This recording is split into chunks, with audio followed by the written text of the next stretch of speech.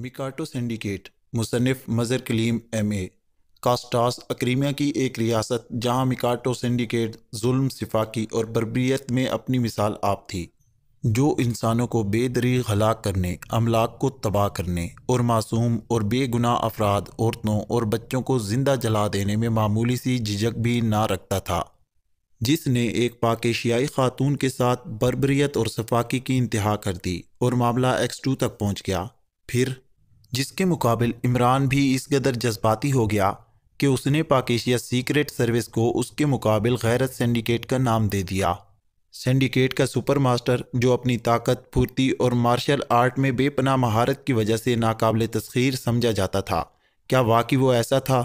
King brothers, جیری میکاٹو کے body guard, جو جوانا اور جوزف سے بھی پھرتی اور مارشل آرٹ میں ماہر تھے، کیا واقعی وہ لمحہ جب جوزف اور کنگ برادرز کے درمیان انتہائی خوفناک جسمانی فائٹ ہوئی اور جوزف کو فرش چاٹنے پر مجبور ہونا پڑا، اس فائٹ کا انجام کیا ہوا؟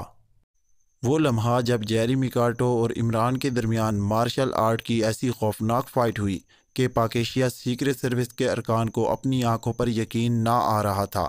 انتہائی خوفناک، جان لیوا اور خون ریز جسمانی فائٹ کا انجام کیا ہوا؟ عمران اور پاک ایشیا سیکریٹ سروس کا اصل مشن کیا تھا؟ کیا وہ اپنے مشن کی طرف توجہ بھی کر سکے؟